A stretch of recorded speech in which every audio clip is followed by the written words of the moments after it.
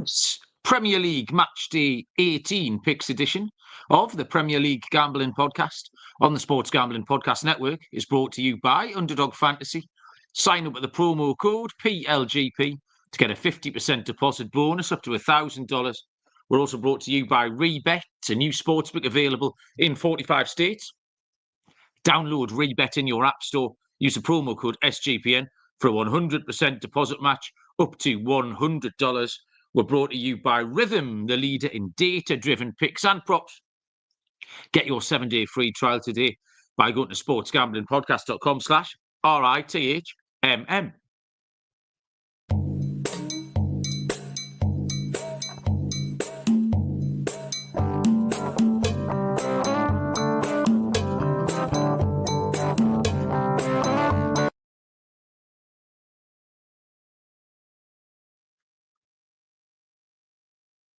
Welcome, everybody, to the Premier League Gambling Podcast on the Sports Gambling Podcast Network. My name is Malcolm Bamford, coming to you from Newcastle upon Tyne in the northeast of England. Today is Sunday, December the 22nd. We are here to run the rule over the Premier League weekend, which finished about 4 hours ago. And then no time to take a breath as we fire into a full card of action on Boxing Day and the 27th. Now, we've got 8 games on Thursday, 2 games on Friday. Joining me to carry it on, looking very festive with his trig in the background, is Mr. Barry Benaluna. Bazza, what's happening? Evening. Just getting in the festive spirit now, aren't I? Although I've still got 1 day of work to go. I'm back in the office tomorrow. But it's been a nice weekend without loads of the kids' football going on. It's been quite chilled out. Went out and had a few beers last night, watched the boxing. And nice quiet weekend. So I'm looking forward to getting tomorrow out the way and then just crack open loads of wine and just eat cheese and drink wine for the next 10 days straight, I think. A bottle of port as well. I'll crack that open. Got it all to look forward to. Solid choice, Baz. I finished my job on, was it Friday morning we did? I did my last casino on Friday night, so that's me till the 30th. Not the 30th and the 31st booked in. So that all worked out nicely. I went to the pub on Saturday with Andy, who gets in the chat here, Andy Williams, and some of the footy dads. We watched the match in the Lockside. Had several pints of Guinness and a bit of rum and coke as well. I also dominated the dartboard. I tell you what, I dominated the dartboard to such an extent, and I think this might have been the beer talking as well. I considered turning pro at about 6 p.m. By the time I'd sobered up by about 9 p.m, I'd shelved that plan. But for half an hour, me and Bob discussed it at quite great length. I won 3 out of 3 round the clock, Barry, like unchallenged as well. Like people were even on like 15 and 16. And I'm checking out with a bullseye, like easy game. Fun weekend of football, really fun weekend of football. I've got the NFL on bars, doing really well in the 2 fantasy leagues. Made it into the semi-final, and my quarterback got injured in the first 5 minutes today. What an absolute kick in the pants! I can't think of a worse way to get beat. I'd rather just lose. And yeah, he got a concussion after 5 minutes and never came back in. So 3 months of nose to the grindstone, Barry, in that league, and completely fucked with a concussion. So that was the end of that. But the difference Man United being rubbish makes to the quality of my life is absolutely immeasurable, Barry. There is no measure for it. There's nothing you can do. I absolutely adore it. I adore it, Barry, with all my heart. And I love that today. Again, they were absolute dog shit. So a decent weekend of picks, which really the headliner was Bournemouth at whatever stupid price they were. 11-4 Bournemouth, plus 275. So that was good. I've actually been in touch, Barry, today with Martin Lewis, the money-saving expert, for some... just for some consumer advice, Barry, because I know quite a lot of our listeners would have purchased some Spider-Man pyjamas in the last week or so. So I got in touch with him just to see where this stood. from a consumer point of view. And this advice was to grow the fuck up. Get in there, have a bit of that. So yeah, that was that. So some profit, Baz. The dogs were bargain. I talked about the dogs. Nottingham Forest, Bournemouth, Wolves. You disputed Wolves for an underdog. Wolves must have been backed in because there were 7-4 dogs when I picked them. I don't know what price they went off at. My bad pick, fucking hell, the West Ham Brighton shots. Do you remember the minute I said it was a max bet? Did I say it was a no? It wasn't a max bet. I used the term. I can't remember what it was. Must bet it was. It was our first ever must bet. And I'm over 30.5 shots. And I took a screenshot after 28 minutes and sent it to you because there'd been 2 shots. It was just ridiculous. So that was the end of that. So that's the first must bet down. The one and only feature there.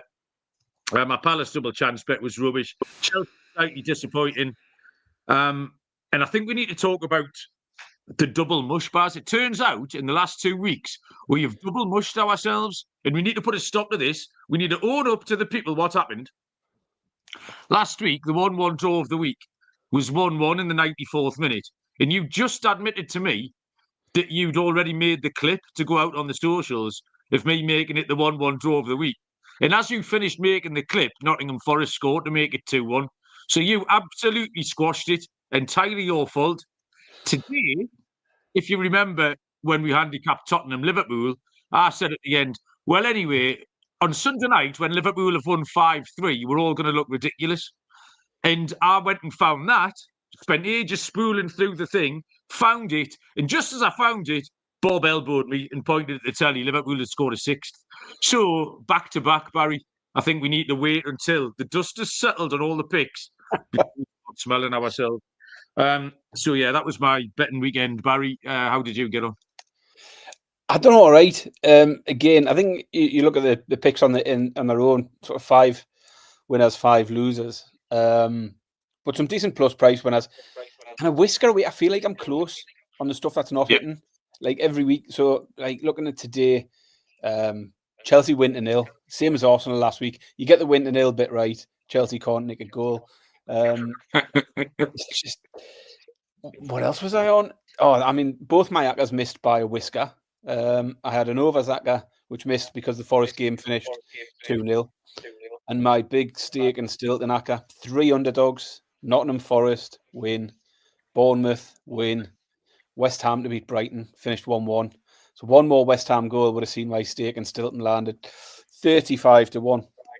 So that was a little bit of a disappointment for me. But overall, some good stuff as well. As I say, we picked the dogs out this weekend. Forest was one we both liked. Bournemouth, we both liked. I took Bournemouth team total. Some of the more easier ones and shorter price ones. So we took Newcastle to win, took Liverpool to win.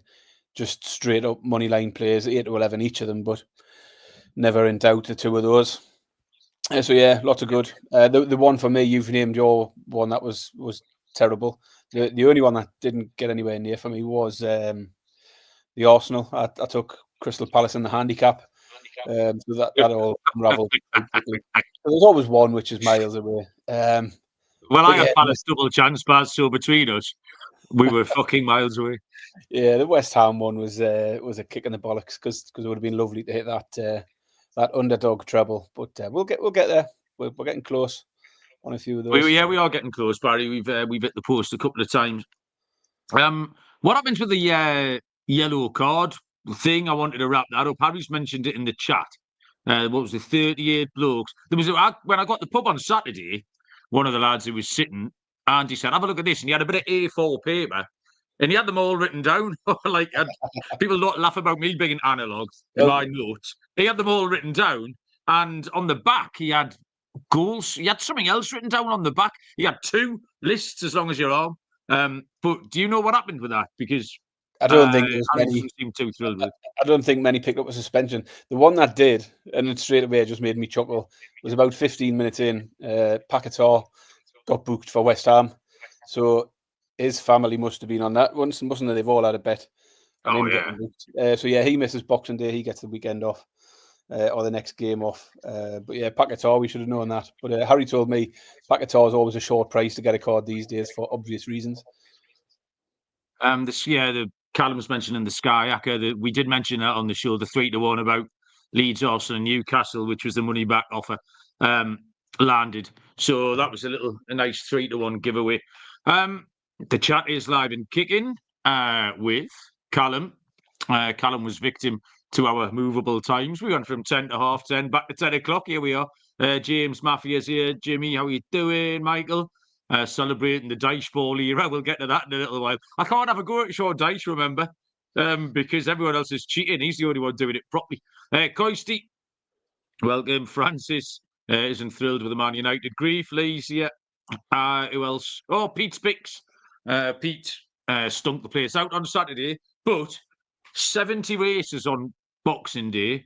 Pete's promised us 64 winners out of those 70 races, so that's all right. Pete, we look forward to that. And I think that's everybody. If you are lurking in the chat, because I'm sure there are some more of you, stick your head above the parapet. I think that's the weekend just about covered. I mean, well, I catch you as Baz. Good weekend for Liverpool and Arsenal.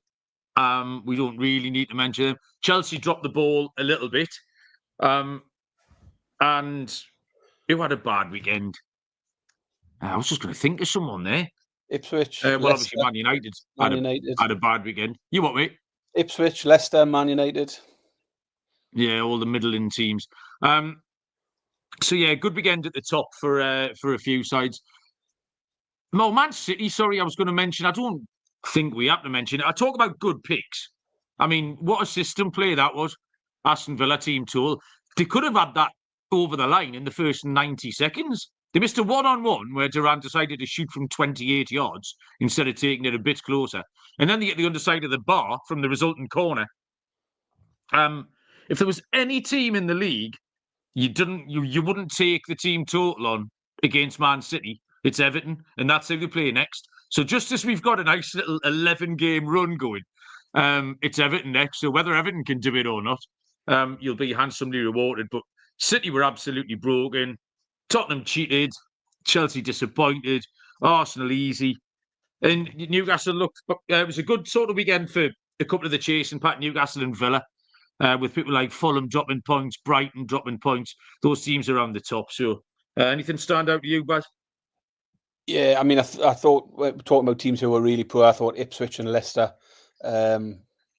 well beaten and could have been a lot worse for both of those sides.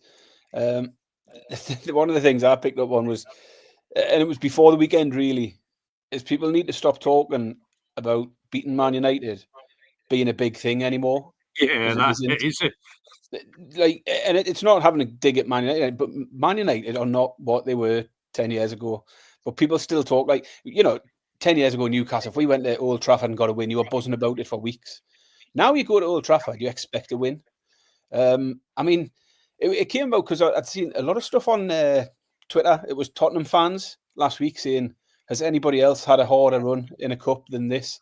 And it was the EFL Cup draw was Man City, Man United, and now they've got Liverpool next. Well, Man United, Yeah. like If you Newcastle take played, that was no harder a draw. Be the same thing. Newcastle played Brentford through the week. That's the about where Man United are this season. So Newcastle playing Chelsea, Brentford, and Arsenal is exactly the same draw essentially. And Bournemouth, the win 3-0 today, and don't take anything away from the fans being buzzing about that, but it's no longer astonishing that Bournemouth can go and win 3-0 at Old Trafford because they've done it last season. 2 years in a row they've went and beat them 3-0. Do you know what I mean? Results like that used to be like, whoa, what a result that is. Now it's just becoming normal. Like Man United are always capable of throwing that in. So yeah, we need to stop talking like the Man U is a hard game for anyone or like it's a scalp anymore because it's not. More importantly, Barry, what we need to stop doing, we need to be very, very aware that Newcastle go to Manchester United on December the 30th. So at this point, I think we need to put an embargo on. We've just talked about mushing ourselves, and then you've just spent the next 5 minutes mushing our trip to Old Trafford next week because we know. I agreed to work that night. It's not even my job. I'm getting paid pennies on the pound because I wanted to avoid that game. I can't. You know what I'm like, Barry. I hate it. So I'm going out to work on the 30th for coppers because I can't watch that match because I know something terrible is going to happen. So I think between now and then we have to embargo it, Barry. And you're shaking your head, but you know you're going to. I'm shaking my head because you said this the last time we played them when we beat them, and I get it when we're playing Liverpool. We You didn't don't want only to beat us 3-2 at the end of the season, and we didn't get in Europe. Yeah, remember that? We also beat them 3-0 at home, and you didn't want to go. I'm sure you bottled it and didn't even go to the game or something when we beat them 3-0. I just didn't want to go. Unbelievable. This week's episode of me fucking up my FPL team. Oh, good. Kicked off on the first game of the weekend. I left out Morgan Rogers on the bench. He got a goal and assist, 14 points. So every week I conspire to leave all of my points on the bench. So that was that update for this week. And one final one before we get on to the picks is David Mahoney on Spotify, who left us a comment. New listener. Oh, nice. He listened for the first time. He liked that there was no nonsense. Like what he heard, and left us some nice comments. So yeah, if you're doing the same, leave us some nice comments on Spotify, YouTube, Apple, anywhere you like. But thank you for listening, David, and glad you enjoyed it. I object to no nonsense, Barry, by the way. Well, like nonsense is my middle name. I thrive on nonsense. I live for the nonsense. I can't remember what his exact words. It was something about no woke bullshit or something like that, rather than nonsense. All right, as long as yeah, because I will shoehorn more nonsense in if that's what people are going to say about the show. David Mahoney said it was the first time he'd listened, and it was refreshing to hear normal, non-woke shit on a podcast and some good tips. So there you go. We are the Sean Dyche podcast, Barry. No utter woke nonsense. Talking of nonsense, Battleship's coming up. The new feature, which went down, took the world by storm, Barry. I had several letters about that. Came through the post. Steve Gregory's joined us. Steve, hope you're nice and warm. Enjoying the NFL over there in Cali, I think you are, aren't you? Very good. Right then. Let's read some of these adverts out, Baz, and then we'll make some picks. Right. The college football. I think that's started already. I'll skip past that. Underdog Pick'em. That's where we'll go. It's got one of the biggest menus for all sports. You can win up to 1,000 times your money with Underdog streaks. Underdog is always making it easier to win with profit boosts and gimme pick'ems, NFL, college football, college basketball, MMA, NBA, NASCAR, specials and boosts on all flexed entries. Use our code PLGP to sign up. Claim a special pick and first-time deposit offer. Up to $1,000 in bonus cash. UnderdogFantasy.com. Promo code PLGP. And we're brought to you by Rebet. Rebet is a new social sportsbook available in 45 states. There's plenty of betting opportunities available on Rebet. Easy to use, great for people in states where traditional sportsbooks may be restricted. Download Rebet in the App Store and use the promo code SGPN for a 100% deposit match up to $100. Rebet, promo code SGPN. Right. So we're starting here. We're talking Boxing Day, which is Thursday, December the 26th. There is a lunchtime kick-off, 12:30, which is 7:30 Eastern Time between Manchester City and Everton. My notes are in no way in any sequence here because I basically made the notes as every game finished this weekend. As soon as the two teams are done, I went and done it. So, Man City, 8-21, -263. The draw 4-1. Everton are 13-2. Nothing stands out at all here, Baz. You can't back either team. That would be mental.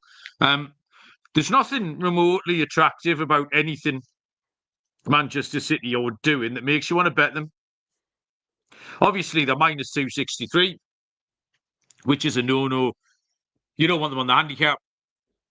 You pointed out the other day they've stopped scoring goals. You said even though they're getting beat, do you want to put up like over 2.5 for both teams to score? And they haven't scored goals. They did get one on Saturday, but it was the 93rd minute. Never really looked like scoring before that. So the trend has been, and it has been an absolute system play with Villa at the weekend. It was beautiful. It's been the over 2.5 opposition goals. But as I said a few minutes over 1.5, Malcolm. Sorry, over 1.5 opposition goals. But as I said a few minutes ago, there's one team in the league that you wouldn't want to take that bet with, and it's Everton. Everton don't score 2 goals in a lunar cycle, let alone in one game. So you can't bet the team total there. Another 0-0 today, as you pointed out. There's no 0-0s anymore in the Premier League. There's 2 today, and Everton another one. 4-6 for Everton. That's absolutely remarkable. 4-6 0-0s and 2 in a row. So the 0-0 is absolutely live here because Everton can defend properly. And Man City don't look like scoring. Everton can't score. So I don't know why the 0-0 wouldn't be a live bet. If you did want to follow the trend on the Everton team total, that is 100 to 30 plus 333. But I nearly fell off my chair, Baz, when I looked at the under 2.5 goals. I mean, we've just discussed that under half a goal is the most likely outcome. Under 2.5 goals is a gigantic price. It's 11 to 8 plus 137. Can't get my head around that. Man City might nick it. They might not. A dog shit game. But that price is too big. So I'll take under 2.5 Baz to kick us off. Yeah, I mean, this game threw up a conundrum straight away because, as you say, Everton can't score. Failed to do so in 6 of their last 7 games. They failed to score. But then Man City give up 2 every week. 11 of the last 12 games, they've given up 2 goals now.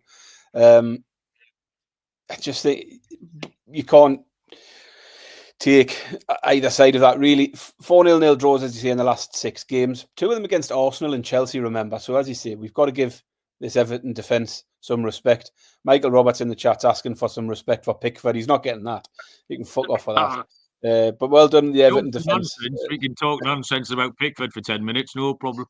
Yeah, so I want to keep fading the Everton attack because they can't score. I've done it in the last 2 weeks, but managed to get it wrong. I took Arsenal win to 0. I took Chelsea win to 0. You get the win to 0 right, you can't get the other side of it right. So what I should have done at what would have been a reasonable price in both of those games is just back the both teams to score, no. And then you've got 2 cracks at it because you can fade Everton's attack, but you can also favour the defence. 2 ways of winning the bet. So it's where I've gone here because City could definitely fail to score. They were a few minutes away yesterday, as you say, from fail. That would have been 4 in 8 games where they hadn't scored if they not got a late one. And Everton, we can always count on to struggle in attack.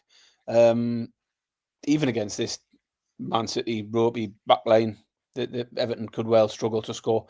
So it's both teams to score no at evens. I think it's hitting something like 7 of the last 8 Everton games as well, by the way. So that's where I've gone. Man City, Everton, both teams to score no. One of these, at least one of these, keeps a clean sheet. Possibly both of them. It is. This is one of the classic examples of finding the right bet because everyone's handicapping this the same. In the chat here, Lee's got both teams to score no and under 2.5. Is it 2 to 1? Because you'd like to think if one hits, the other one follows. Like it's unlikely to be 3-0. You never know unless City just click back into gear. But there's zero evidence they're going to do that at all. Thursday afternoon, 3 o'clock kickoffs. There are, there's loads bars for me to count up here. 1, 2, 3, 4, 5 3 o'clock kickoffs, which is 10 a.m. Eastern time. First one being Bournemouth taking on Crystal Palace. Bournemouth are 19 to 20, minus 105. The draw 27 to 10, plus 270. Crystal Palace are 13 to 5, plus 260. Yeah, so good win today for Bournemouth. A good win, not a great win. It's not great anymore to go and beat Man United at Old Trafford. It's a good win. But it was a good win and a continuation of their good form in recent weeks. They're unbeaten in 5 and 4 wins in the last 5 as well, Bournemouth. Palace had been on a similar run of good form before the doubleheader against Arsenal, which has derailed them a little bit. Well beaten this weekend. Certainly they'll see this as a bit of a chance to get back on track. But I think, looking at Palace's form, even when they were in good form, they weren't keeping many clean sheets. I think just 1 in the last 10 games, I think it was, for Palace clean sheets. So, close game this one. Bournemouth in slightly better form. Albeit, as I say, Palace did have a tough week with Arsenal twice. I just wanted a piece of Bournemouth in their current form and at home. Palace don't keep many clean sheets. So I felt the Bournemouth team total was a way to go. The pick for me here is Bournemouth over 1.5 team total at 4 to 5. 4 to 5. I never actually looked at that price. I assumed, if you'd asked me, that would be a little bit shorter. Steve Gregory got Bournemouth involved with Atletico Madrid today at, 13 to 1? Nice little double there, Steve. Well played. Yeah, good win for Bournemouth. That's exactly what I've got written down here. I actually, I wasn't taking the piss. This is a similar comp game, a lower to mid-table opposition in Crystal Palace that they've just faced today in Manchester United. Straight face. It was a bad day for Palace yesterday. And again, it was linked to the lineup, Baz. We've talked about this a lot with Crystal Palace. And when I saw the lineup there was no Eze, and they had Dachi Kamada in there, really struggling. And you feared the worst for Palace. And that does happen a lot still with them. No Eze, no Palace kind of thing. And their couple of wins were against an out-of-form Brighton and Ipswich, who are absolutely dog shit. Bournemouth are 5th. They're the better team. They're at home. They've beaten several teams better than Crystal Palace. I like the better team at home at even money. That's my kryptonite, Baz. I can't leave that alone. So I'll take Bournemouth at 20 to 21 or 19 to 20, minus 105. Da-da-da. Okay. Next up, another 3 o'clock kickoff is a London derby. Is it a West London derby? I don't know. I'm from down there. Chelsea taking on Fulham. Chelsea are 1 to 2, minus 200. The draw is 7 to 2, plus 350. Fulham are 6 to 1. Both teams involved in 0-0s today. Chelsea and Everton. Fulham against Southampton was the game I watched the least of, so not really sure what went on there. I very much was enjoying Man United getting beat. I checked in on Chelsea a few times. I checked in on Wolves because I'd backed them. And this one was way down my list. Both teams will be disappointed today. Chelsea dropped a couple of points in their title challenge, and everyone's beaten Southampton. So Fulham will feel like that's 2 points dropped as well. That was Chelsea's first under in 5 games. But they have only won 4 out of 8 at home. So 1 to 2 skinny like for a team who's only winning half the games. They drew against Arsenal and at Nottingham Forest. They lost to City. So when they've played the better teams, they haven't necessarily been very reliable.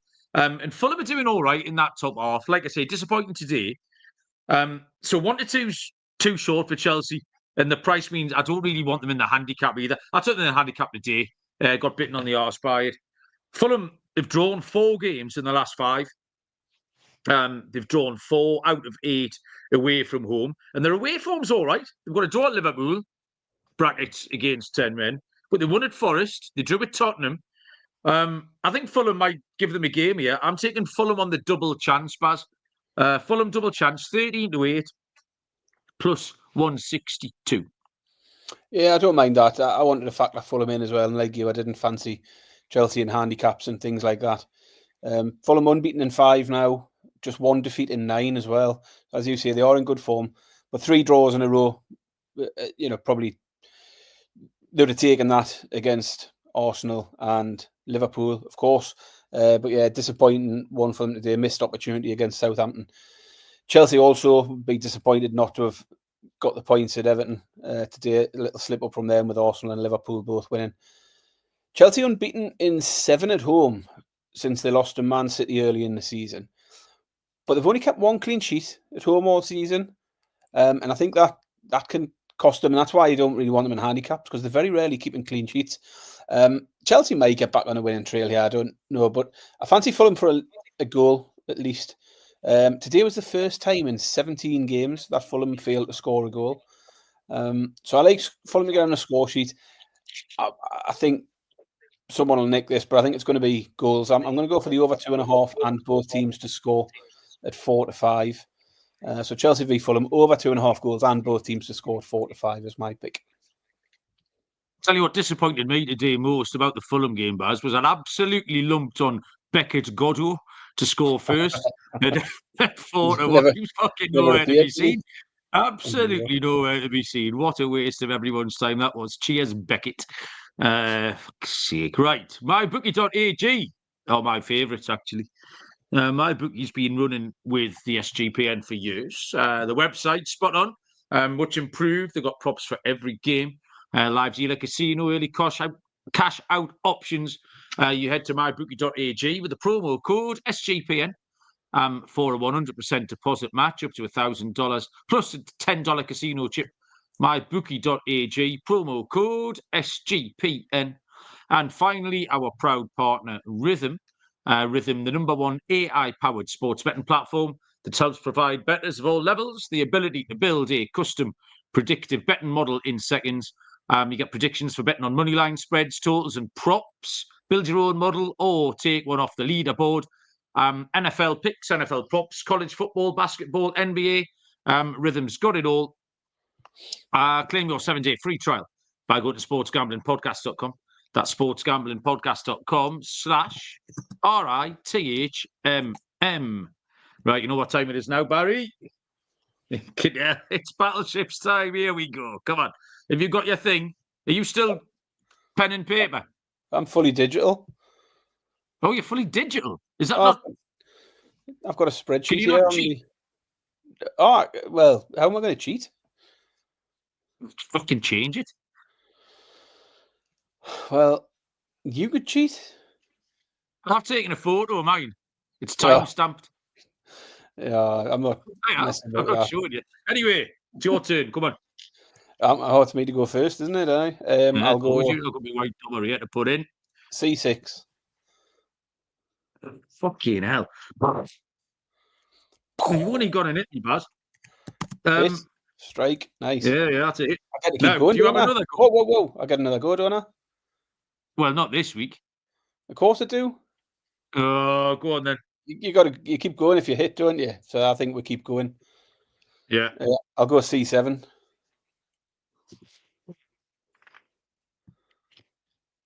Any good? Hit.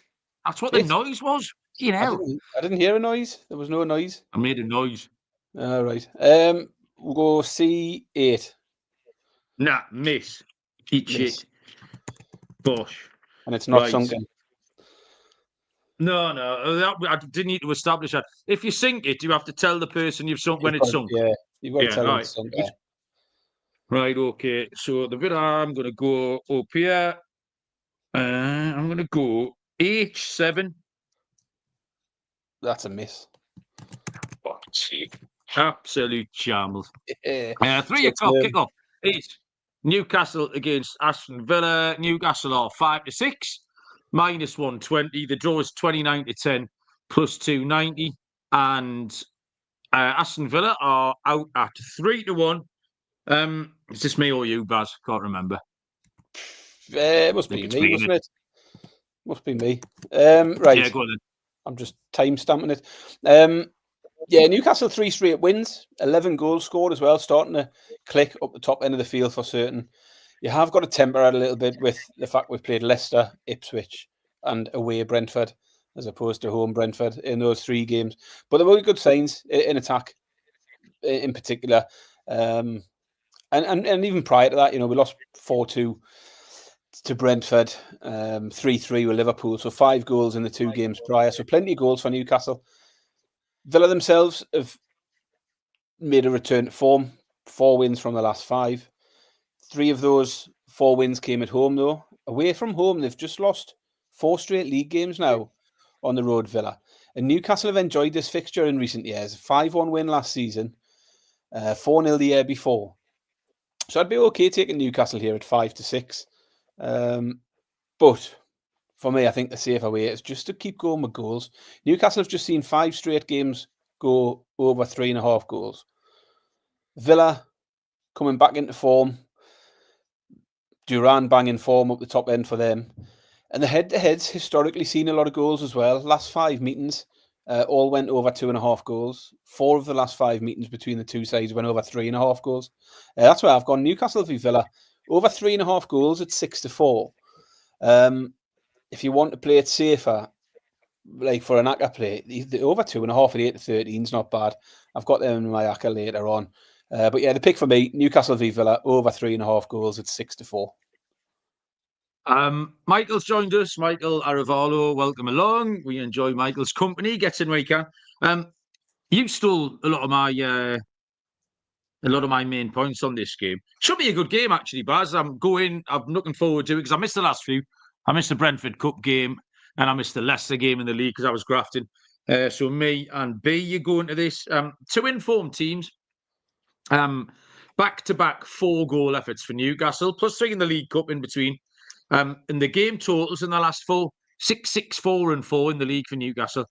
Back-to-back clean sheets temper any kind of enthusiasm, though, for a bit of a goal fest. That's important for Newcastle, just to show that we can defend properly again a little bit, albeit they were against Ipswich and Leicester. Villa won 3 of the last 4, but the 3 wins have all been at home. And, as Barry pointed out, they've lost the last 4 away games. And they've lost their away games against the top half teams. They've lost their away games against the good sides, Baz. I give the edge to Newcastle at home. And I also made the point, we beat them 8-2 in aggregate last year. We smashed them up here 5-1. We smashed them down there 3-1. So Newcastle have maybe Eddie Howe's got Emery worked out. So I'm going to take Newcastle at 5-6. Minus 120.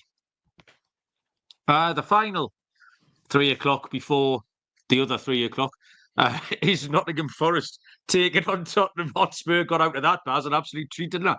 No problem. Thoroughly professional broadcaster. Nottingham Forest are 11-8, plus 137.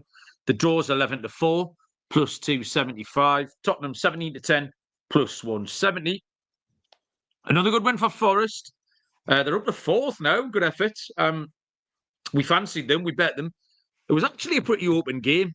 And the first goal, as obvious as it sounds, was pretty crucial because Brentford made quite a few chances. And then when Forest got on top, they were able to do a lot of the things that Forest are good at and squeezed it a little bit. It was another under for Forest. That's 9 of 17, under 2.5. 5 of their 8 home games have been under as well. But I don't know, it's Tottenham coming to town, so really all that goes to shit, doesn't it? People at the top of the show wanted to talk about Tottenham today because they just cheated again, didn't they? At one point, I think the IT department come through when it was 5-1. And the camera went on to Postecoglou and she said, oh, he can't be very happy. I went, no, he doesn't give a fuck. He thinks it's hilarious. He thinks whatever they do is just funny. He loves it. He's not bothered. I can't decide if he's a genius or an absolute cretin. So I'm going to stick with me guns, Baz. Today, Tottenham tossed the coin and lost. They're going to toss the coin again on Thursday. And they're 17-10, plus 170 to do it. Tottenham can score 2, 3 or 4 goals against anybody. This is a coin toss game. So plus 170, they're too big. You've got to take Spurs, Baz, heads or tails. Malcolm, were you not entertained, as Ange Postecoglou would say? No, I wasn't. It was stupid.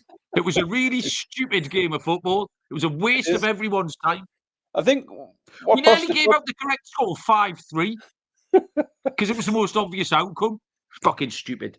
We need to, I think Postecoglou needs to remember it's not his job to entertain all of the neutrals.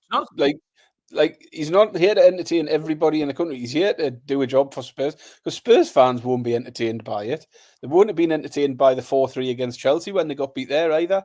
They might have been a bit more entertained when they beat Man United 4-3. But it just seems like he feels like he's here to appease everybody else and just play this wacky football, and everybody can sit back and say, "Isn't this fun?" Can't be fun for Spurs fans. They've scored 11 goals in the last 3 league games and only won 1 of them. Like, that's ridiculous, isn't it? Like, how can you score 11 goals and win 1 game? And that was against Southampton, who were bottom of the league. If you include the League Cup, the last 4 domestic games, 6-3, 4-3, 5-0, 4-3. It's absolutely nuts. Combined 28 goals in the last 4 Spurs games. I don't know how you can not be entertained, Malcolm. How dare you? But you come to this game and it could literally be anything again. Forest continue to be in great form. Both took them as underdogs this week. But I can't take them here against Spurs due to absolute silliness that Spurs have become. Like, you just don't know what you're going to get from one week to the next. You've got to go for goals somehow. Spurs have scored tons of them lately. They've conceded even more. But it's the Spurs side I wanted to be on. Like you, Spurs were a good enough price where the team total appealed to me. Spurs to score 2 or more goals at evens. Even when they lose these days, they still score 2 goals. Lose to Chelsea 4-3. Lose this week, score 3. There's 5 or 6 examples of them losing a game and still scoring 2 goals this season. So I'll take the Spurs team total over 1.5 Spurs goals at evens. It's an absolute incredible price. And Lee rightly points out here that if Spurs are going to win, which I've taken them at 17-10, they're not going to win with a clean sheet. That's virtually impossible. So Spurs to win with both teams to score is 16-5. So that's a great bet. 3-2 win. Harry's gone for. Jason's joined us. Jason Beckwith. Jason, how you doing? Spurs made the AFL Cup final and Ange getting the sack. Following Mourinho's footsteps. I like that angle, Jason. Love it. Yeah, that could be absolutely anything. So I'm just going to keep taking them as a coin toss. The final 3 o'clock game on Thursday, on Boxing Day, is Southampton taking on West Ham United. Southampton 9-4, plus 225. The draw 13-5, plus 260. West Ham 11-10, plus 110. Baz? Yeah, I mean, I talked last week about Southampton having got rid of Russell Morton, possibly taking a more pragmatic approach after the managerial change. And lo and behold, they managed to get a clean sheet today against Fulham. First one away from home all season. Stopped a 4-game losing streak. West Ham picked up another draw this week, so they're unbeaten now in their last 3. Both teams to score. It has hit in 5 straight games for West Ham now as well. But I want to take another chance on Southampton, keeping it tight again here.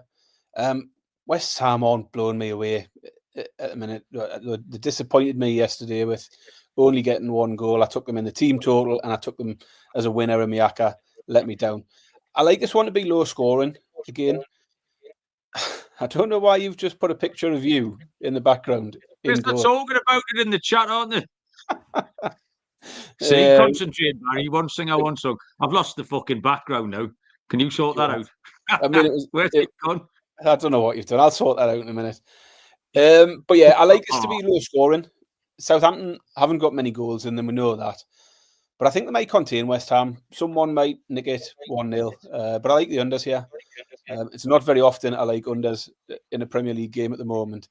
But Southampton have gone unders in 4 of the last 8. West Ham have just had back-to-back 1-1 draws. And the unders is plus money. Southampton v West Ham, under 2.5 goals, 6-5. Fixed it, Baz, there, all by myself, like a young Steve Jobs. Steve Gregory, not Steve Jobs. He's not in the chat. That Jurich is an ex-Torino coach. No Southampton defence. So the Southampton defence should tighten up a little bit. It's just if he's got time to do it. Because obviously I don't even think... He didn't take charge today, did he? He went and sat upstairs, just welched out. 1 win in 17 for Southampton. Added a point to the tally today. But 9-4 is way too short for a team that have won 1 in 17. So put a line through Southampton. There's no real patterns to their over-under or both teams to score. But they have conceded 10 in the last 2 home games. So this bloke might have to be a magician. I couldn't think of a magician then. I was going to say Paul Daniels, but that's a reference from 1979. I don't know if he's good enough to be able to fix that almost immediately. West Ham ticked up to 20 points this weekend. And they've at least shown they can win games, but they've got 5 wins. Southampton have lost 13 games. So the plus money for West Ham just looks big enough for me. West Ham have shown me they look capable of winning games the last few weeks. They won at Newcastle, they beat Wolves. They've got a win in them. So 11-10. I'm going to take West Ham with a little bit of odds against. Okay. We've got a game on Boxing Day tea time, 5:30 kick-off, which is 12:30 Eastern time, between Wolverhampton Wanderers and Manchester United. Wolves are 31-10, plus 310. The draw is 5-2, plus 250. Man United are 9-10, minus 111. If Barry, I took 8 seconds to handicap Man United v Bournemouth. How many seconds do you think it took to handicap Wolves v Man United? 4. Four. Nah, blink and he'll have missed it. What I've wrote here underneath is ha ha ha ha ha ha ha ha. Fuck off. Wolves 31-10 plus 310. That's all you've got. You can only pick Wolves. There is no other course of action. I don't even have to explain myself. It's self-explanatory. If you want an explanation, then maybe football's not for you. Wolves at 31-10. Baz, you say things. Yeah, don't mind it. I mean, my first question: Are we now at the stage where we just fade Man United against anyone? And I think we've got to be pretty much. Obviously, it depends on the prices, but certainly when Man United are odds on away from home against a team who have got goals in them, we know Wolves can score goals, and Man United can definitely concede them. They've lost 4 of the last 5 games. They conceded 13 in those 5 games. Defensively, they're an absolute mess. Now, Wolves have been a bit of a shambles themselves this season, but the one thing they've got is goals. They've got a win on the board this week, scoring 3 against Leicester. They had that run recently where they were scoring 2 goals minimum week after week after week. We kept playing it. Dropped off a little bit lately, but as I say, got back on track this week. I don't mind Wolves as an underdog 3-1. I was very tempted with the same play, but I've taken the Wolves team total. Wolves to score 2 or more is 7-4. It's a big enough price for me to see Wolves get a couple of goals. It's the same pick I took with Bournemouth this week against Man United, so I'm just following it up. Same play. Wolves will score 2 or more against Man United at 7-4. Steve saying that he's already getting called Ruben Interim on Twitter, which is funny. I've enjoyed that. There is a game on Boxing Day evening in 8 o'clock kickoff between Liverpool and Leicester. Liverpool are 1-10 minus 1,000. The draw 17-2 plus 850. Leicester City are 22-1. Barry, you're going to make a case for Leicester? I can't, and I've been very, very unoriginal with this pick, but you've just watched Leicester. You've got to go first, yeah. You've definitely made the same pick as me. I mean, we've just watched Leicester concede 7 in 2 games, and then you've watched Liverpool run up 6 against Spurs the day. And I come to this one, and I just had no will whatsoever to make any kind of case for Leicester at any price. They conceded 3 to Wolves, 4 to Newcastle. Man United put 3 past them recently. Brentford put 4 past them. Arsenal scored 4 against them earlier in the season. I wanted Liverpool goals, and it was just a matter of where the line sat, and you just take it, whatever they put out in front of you. Liverpool team total over 3.5 is evens. Wow. I think Liverpool. So you haven't. I think you're going to like my pick a bit better than Baz, possibly. Well, I've put it at the end here. I'm hoping you might have put it in a bit more effort and come up with something a bit more creative, because I looked at all the usual markets and struggled. So I've landed on Liverpool over 3.5 at evens. It was a horrible game, Baz, because you can't make a case. We sort of love to make a case for an underdog sometimes when we get the chance, but you just can't. I mean, we talked about team selection yesterday. Those 2 central midfielders for Leicester, Chowdhury and Skip last week. This week, I thought Winks was going to be fit. Turns out he wasn't.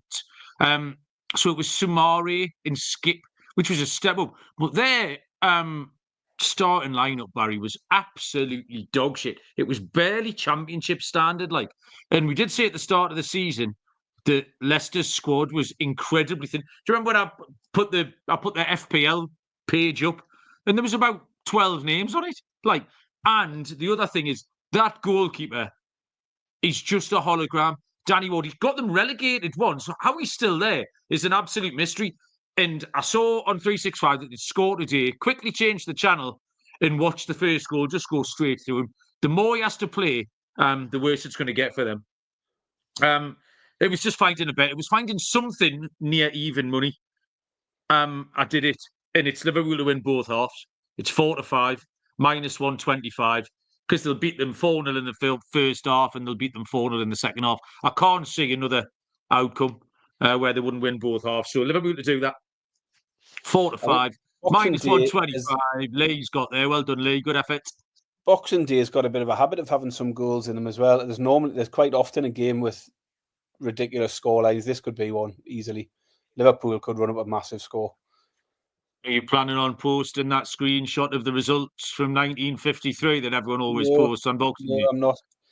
What you Good. might remember, Malcolm, what I am going to do over the next couple of days, I will put a short out with a cards treble. Because can you remember this time last year? I sat here with a Santa's hat on and I put out a card treble at 50-1 for Boxing Day. Did you win? And it hit 50-1. Can you not remember it? It might have been 55-1. I can't believe you've forgotten that. That was the best moment this podcast's ever had. Me in a Santa hat, just knocking out 55-1 trebles. Everybody made money out of it. Everyone rejoiced and said what a legend I was.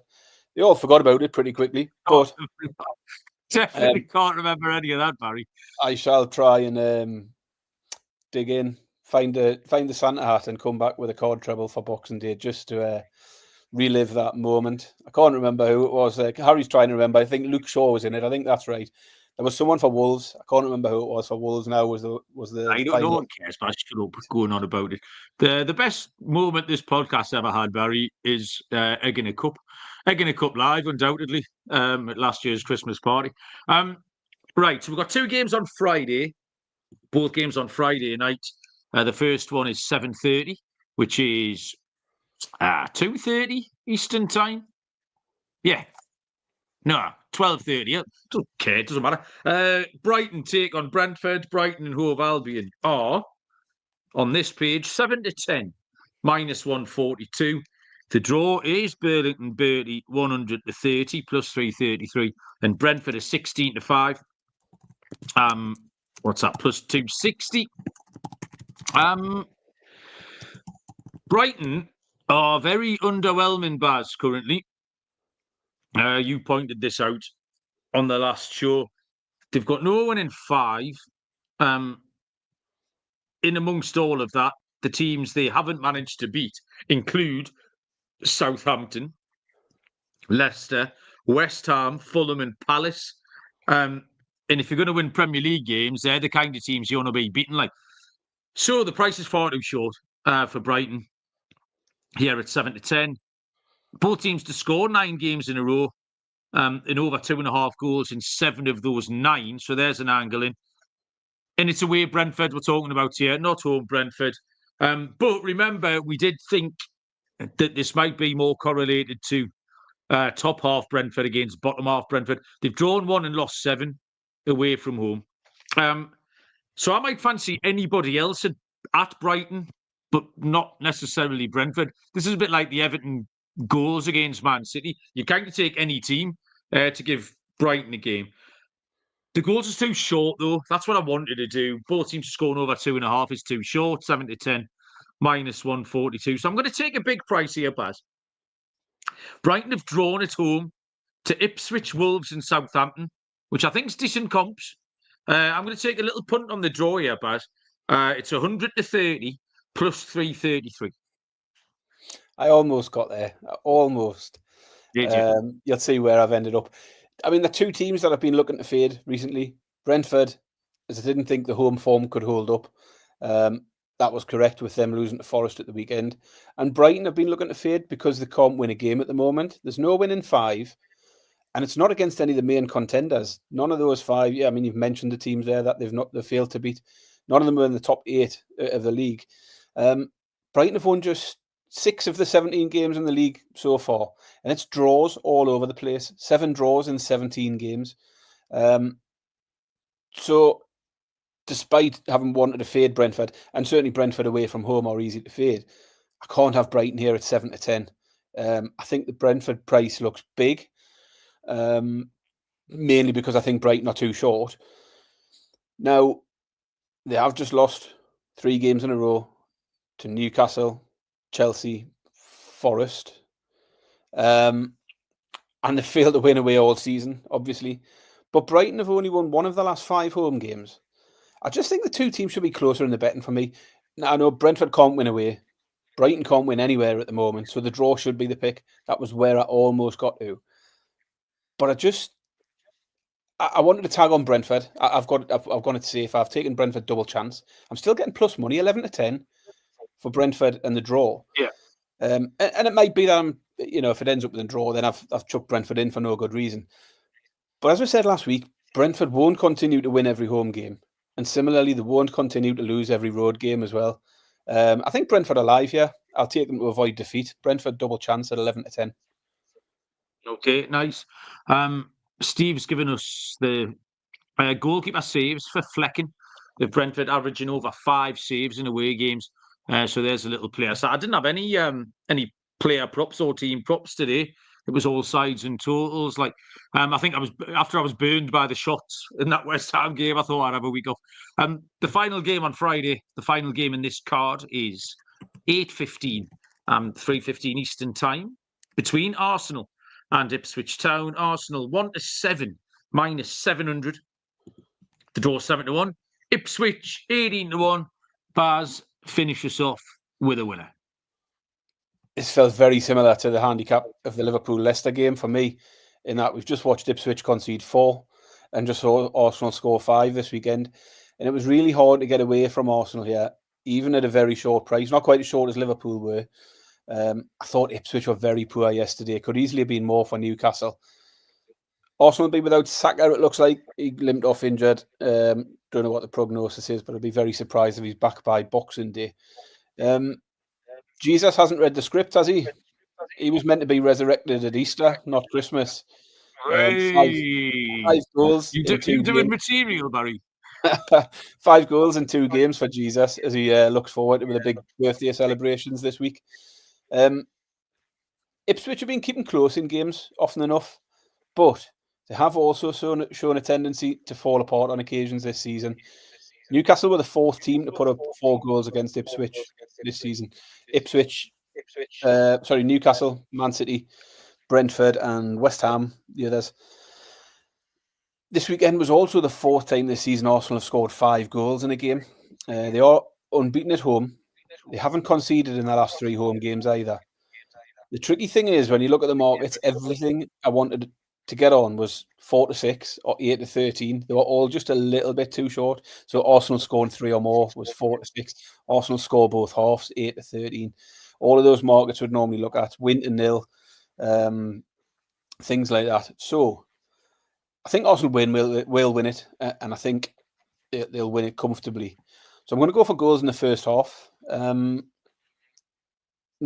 to score 2 or more in the first half at 6-4 is the pick I've gone for. But I think this is another one potentially where it could be quite a high scoring game. So I'm also going to add in Arsenal to score 2 or more in both halves, which comes in at around 4-1. But my main pick here will be Arsenal to score 2 or more in the first half at 6-4. Harry somehow has digged out your cards treble from last Christmas. It was Gallagher. Is that Conor Gallagher? Yeah, Conor Bruno Gallagher, Fernandes Bruno and Fernandes. Ben White. Ben White, yeah. Bruno. It was Bruno Fernandes. It was Bruno and Ben White, 44-1 Baz. So yeah, good digging, Harry. Completist. So yeah, Arsenal good win against Palace. It was a weird game because it got away early. Like they were 1 up in no time, then 2-1 and 3-1. It wasn't particularly competitive. And like we say, Palace do suffer with their team selection, like when they haven't got the best players there. 1-1 against Fulham, 0-0 against Everton before that. And those results for me temper any temptation to do what you've done, Baz, which is try and manufacture some sort of Arsenal Beano. Like, I just couldn't get on board with that at all. Any kind of handicap. Ipswich got smashed off Newcastle at the weekend. It was a bad day all round. I mean, I thought they competed really well for 18 or 19 seconds. And then after that, they were shit. But they have picked up a few points away from home, Baz. They've won 2 and drawn 2. They won at Tottenham. They've got a draw at Brighton. Arsenal missing Saka. Ipswich have got it upset in them this season, the way they play. They're a good side. This might be it, Barry. I'm going to take Ipswich at 18-1. Thank you. What are you laughing at? Something funny? Just wasn't expecting it. But good luck to you. I hope it lands. Because I've done it. It'll be almost. I mean, if it hits, Malcolm, it'll be almost probably the second best moment this podcast's ever had after my 44-1 treble. That's this time last year. Right. Well, I'm going to double them up with Leicester. Then what price is that? That's what we're going to have to go for. No, Ipswich 100% have got a massive upset in them this year. The way they're not a bad side, the way they play. And the manager was aware that got away from them at the weekend, and it can happen. I wish the goalkeeper wasn't absolutely pony. That would help a little bit. But yeah, Ipswich 18-1, Baz. Done and dusted. Bang on 1 hour. 10 picks in the hutch. Exotic stuff. Baz, where do you want to start? I'll kick off with my lock, which will be the Liverpool team total. Liverpool will score 3.5 goals, over 3.5 goals at even. So that's my lock, Liverpool team total. My underdog is Brentford, 16-5. I think Brentford are live and a decent price. So I'm going to take Brentford as my underdog to beat Brighton. And my scorer, just because it's that time of year, it's got to be Jesus, 11-10. Anytime goal scorer, and 4-1 for first goal. He's in a rich vein of form at the moment. Okay. I struggled a little bit. I locked up Bournemouth, the Crystal Palace. I just think they're considerably a better team. They've beaten several teams better than Crystal Palace. So at 19-20, they're a good price. My underdog had to be Wolves. I've just teams to beat Man United don't owe me anything. Bournemouth paid out a small fortune today. Wolves at a similar price. It's a similar game. There's no reason not to take Wolves as an underdog. And my goal scorer, don't often do this, Baz, but a few weeks ago, someone in the chat, one of you bozos, was taking the piss out of me and Barry for picking Alexander Isak each way for the golden boot at the top. Do you remember who it was, Baz? Do you want to I think it was Callum. I think it was probably Callum. Yes, it was Callum or Harry, one of the two. Well, he's right in the each way places now, and he's only going in one direction. And Erling Haaland couldn't hit a cow's arse with a banjo currently. So I'll take Isak, who is 4-1 first and last, and 5-4 anytime goal scorer. On the accumulators, this is a right mishmash of shit, Baz. Bournemouth on the money line, Liverpool on the handicap, in over 2.5 goals, in Arsenal v Ipswich. So 3 different markets, 3 games. That pays 5-2 plus 250. So it's a little skinny one. And for my stake in Stilton, Wolves, Tottenham, West Ham, 23-1, Barry, for the moneyline parlay treble there. I tell you what, we've gone very close on the Accas again. I've taken an overs. I've taken an overs treble, so the first one's a bit different. But my call me fat pie is over 2.5 on Newcastle v Villa, Wolves v Man United, and then the 2 Friday games, Brighton, Brentford, and Arsenal, Ipswich. So those 4 games over 2.5 goals comes in at 9-2. And my stake in Stilton, which was 1 goal away last week, 1 goal. Yeah. West Ham. So you've put them in, which hopefully they don't stitch you up like they did me last week. But I've gone back to the underdog treble because it was close. So we'll try again. But I'm going for Spurs to beat Forest. I'm going for Wolves to beat Man United. And the third one for me is Brentford to beat Brighton. Okay. 45-1 for mine. So Brentford beat Brighton, Spurs beat Forest, Wolves beat Man United, 45-1. We really, Barry, need to put them 4 in Accra as well, just in case, because that would be remiss if we didn't. Wolves, Tottenham, West Ham, Brentford pays 85-1 for the cheeky 4-timer there, Baz, and that will be the greatest thing that this show has ever given out. It's got to be bigger than that, surely. West Ham. No, hang on, I'll put West Ham in. Wolves, Tottenham, Brentford. Wolves, Tottenham, Brentford, and then West Ham, yeah. Wolves, Tottenham, Brentford. Oh, yeah. Yeah, 40-1 the treble. Add West Ham in is 85-1, yeah. Well, West Ham are 4-1. West Ham are nearly 5-1 on their own, Malcolm. West Ham are 11-10. What are you on about?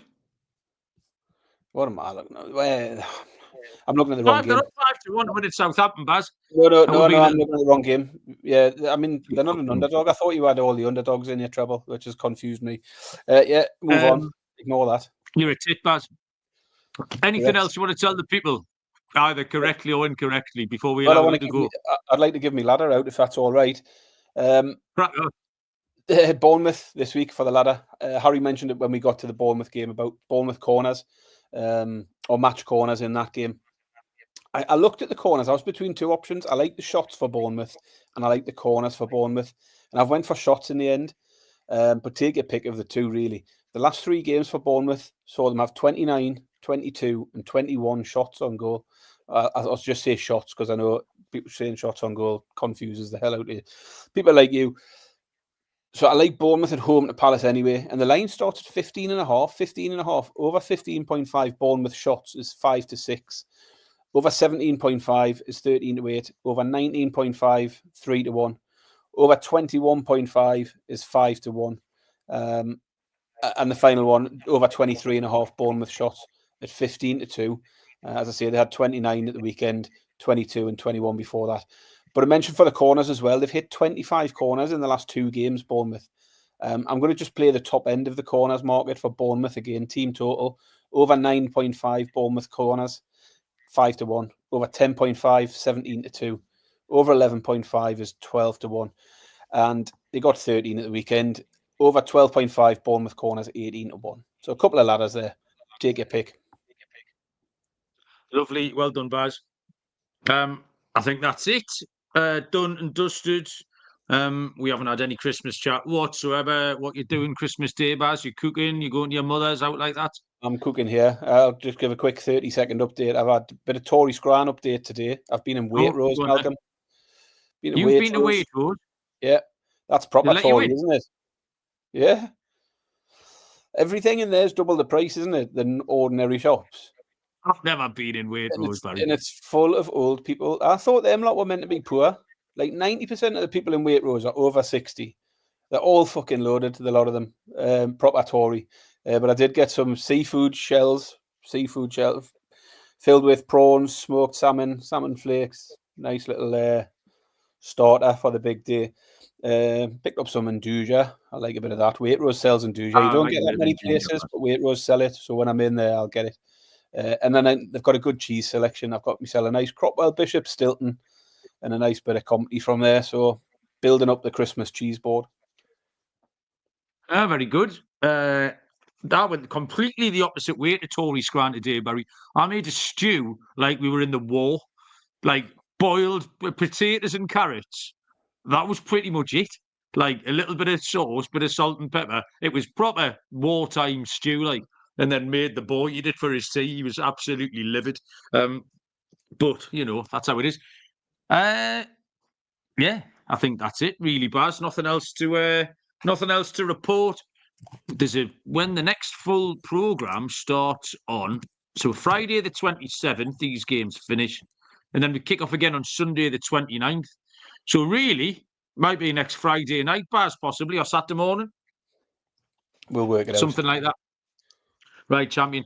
Thanks, everyone, for listening. We very much appreciate it. Hope everyone has a lovely Christmas and that.